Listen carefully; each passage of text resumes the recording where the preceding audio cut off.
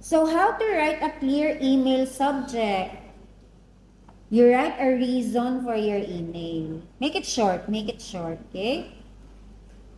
So be brief and specific. You have to specify. Example, absent today. Okay, that's already good for an email subject. What else? Missing class today. What else? Absent next week. Okay, you have to be specific but short, brief. Okay, state your specific class and the reason in a short phrase. This one, you have example in your class, IE. Okay, and then dash, asking about homework. You can do that. Or IE, absent today. Or IE, absent yesterday. Okay, you can do that.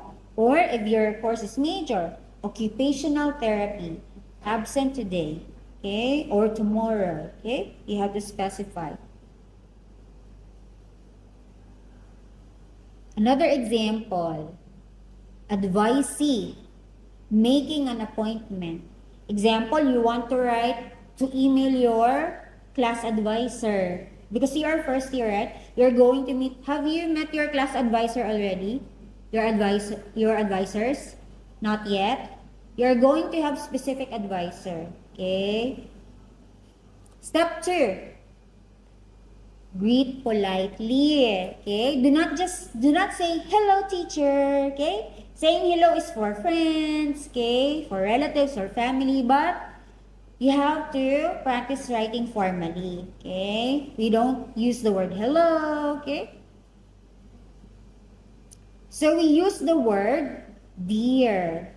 Dear teacher or adjunct. Dear adjunct, okay? And then the name of the adjunct. Make sure that you know the name of the adjunct, okay? Plus courtesy or academic title. Example here, Dear Dr. Winchester. You have to know whether he or she is a doctor, okay? Then, Dear Professor Roberts. Dear Adjan Nachayadar, okay? And then, comma. Okay, don't forget to put comma. Note, in the Thai context, addressing your teacher by the first name is considered common and polite. It's acceptable. However, for some cultures, addressing the first name may not be appropriate. Surname sounds more formal too. Okay? In the Philippines, when we write to our professors, we address the surname. Dear Professor Viray. Okay? Surname is better to sound more formal. Surname means last name. Okay? Given name means your first name. Okay? Do you understand the difference? Step 3. Introduce yourself. Because class, example in my case, in one sem normally I have 4 classes, 4 sections of 30 plus students. Okay? So we cannot memorize all your names, especially in the first month. Okay? In my case, I memorize the nicknames. Okay? I know you by nicknames.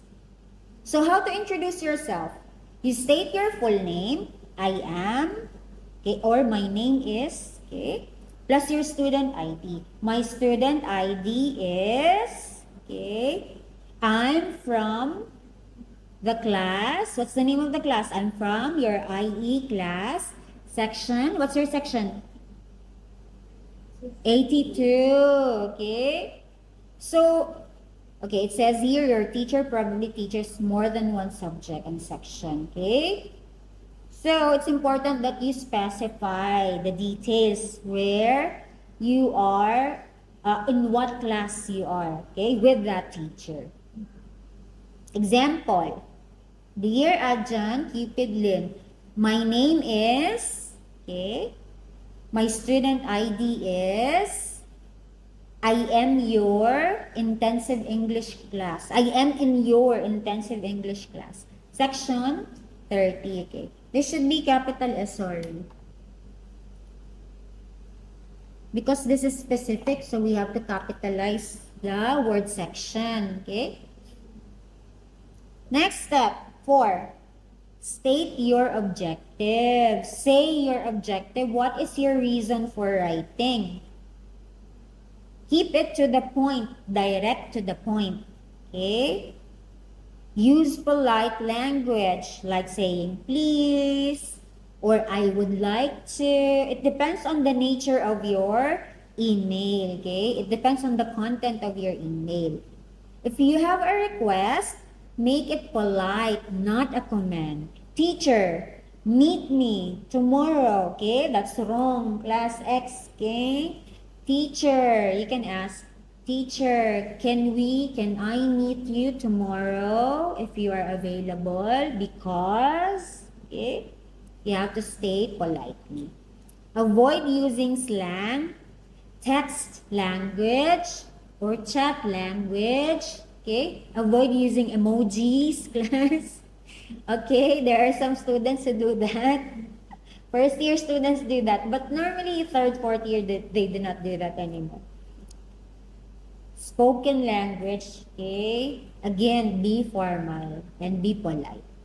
Example, gonna. Gonna is the short version of going to. Okay? Wanna means want to. Okay? ASAP means as soon as possible. Okay? And look at the spelling of the word thanks. THX. That is informal. That is chat language. Okay? Text language. So how to ask about an assignment? This is an example. After your introduction, this is in the second paragraph already. I have a problem with the writing assignment. I don't quite understand how to form a compound sentence.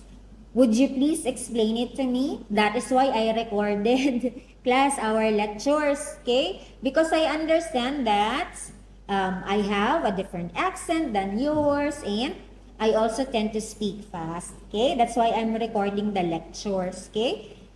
And I can see that you are watching, so I hope that you are learning again after class, okay? Request for an explanation. This is an example if you want to request for an Yeah, this is an example of a request for an explanation. You have to be careful not to write in the form of command. Example, some students would say, teacher, teach me again the topic. Okay? Do not start with the verb. Okay? With the word action verb. Okay? Action words. Okay? Start with please. Okay? Be polite. Alright? Okay. How to request for an explanation? Yeah. You can say, would you please, use the word please, class. Okay? Would you please explain it to me again, teacher? Okay? Don't say, don't say, I want you to explain it to me, teacher. Okay? That sounds bossy. Okay? That sounds like your mother or your father. Okay? You can also use could you, would you, could you, okay? These are the words that we use at the beginning of the question to sound proper, to sound polite and formal, okay? Could you? Instead of can you, use could you? Could you please, okay? Example, could you open the door for me? Okay, that is polite.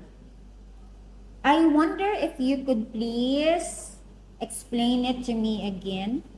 Okay. How to ask for a favor. You can also use phrases such as, teacher, I would like to ask for your help. Okay. Would it be possible for you to help me, teacher? Okay. Be polite, be polite. Example, I would like to ask for your approval on my registration request on the Reg system. Another example, would it be possible for you to change the date of our appointment as I have a doctor's appointment on that day? And if that is the case, you have doctor's appointment, you have to attach a photo, screenshot of your evidence, okay? If you want your professor to approve that. Another example of approval, teacher, I would like to ask for your approval on my absence, okay, to be excused next week because I have a flight. I have a flight to, let's say, to Bangkok for family reasons. You attach your flight details, okay? So that your professor will see the evidence, okay, and will approve, okay? Next, when you are making an appointment, you have to state the topic of your appointment, okay? Ask your teacher's availability politely. How to do that? You can say, teacher, I would like to meet you for approximately, you have to tell your teacher how long you need her, okay? How much time, okay? Is it 15 minutes, 10 minutes, 5 minutes? To discuss my group presentation assignment. May I have an appointment with you on? Okay, you state the date and the time, okay? Sometimes class, there are some students, especially, example, my senior project students, they are graduating, fourth year students. We are having senior project class this summer and they are in Chiang Mai, okay? They are not in Chiang Rai anymore, but we are having the class online. You can say, I would like to meet for you online, okay, for approximately 10 minutes, okay? Because class, it's difficult when we are chatting, right? When you have questions and we are just chatting, it's best if we can hear the voice, the tone, okay? Do you understand? See the facial expressions, right? Okay? It's better to talk either online, video call, or face-to-face, okay?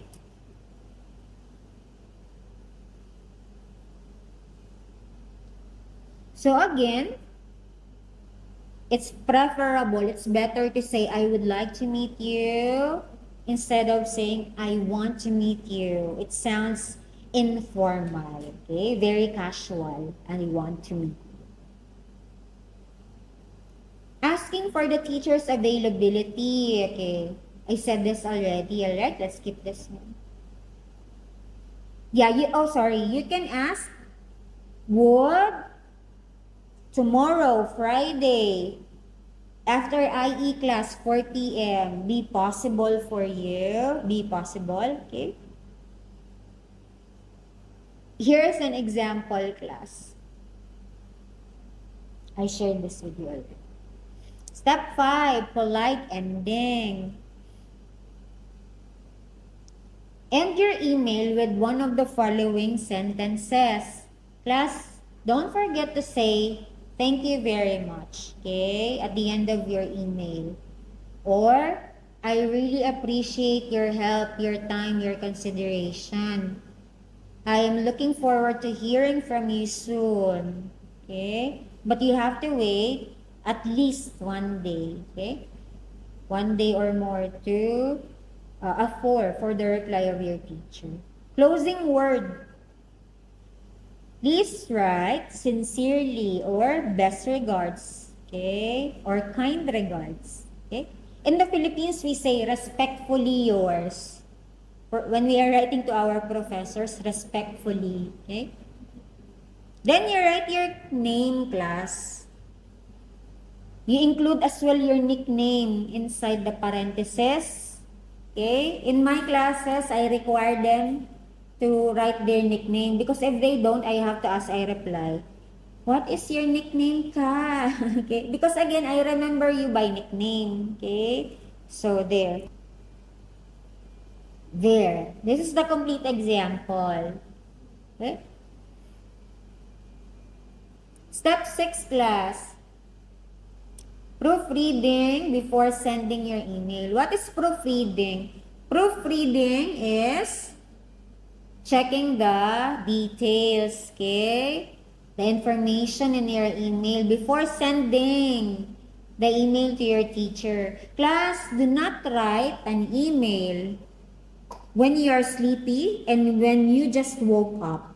Okay? That's a common mistake that students do. Example, they have a mistake. I will reply, "Dear student, I think you sent the email to the wrong professor because in the email it's not mine." Okay? And then the student will reply, "Sorry teacher, I forgot to edit the email. It's for me but it's just the wrong name." Okay? So again, do not send an email when you are sleepy and when you just woke up. Check for the correct information, grammar and spelling. You can use Grammarly. Okay? You can use Grammarly if you need to check. Use polite language. Don't use command, okay? Commanding language, slang, texting, or spoken language. Note, this is very important. Type your teacher's email address after your draft, after you proofread, not before class, to prevent sending an incomplete or unfinished email to your teacher. Example class here, look at the draft. No email address yet. Because class, sometimes there are technical glitches. You saved it as draft, but then it will be sent to your professor even if unfinished. Okay? That's why it's important to not write the email address while you are still drafting. Okay? It's a precautionary measure. There, this is the last one. Okay? That you're going.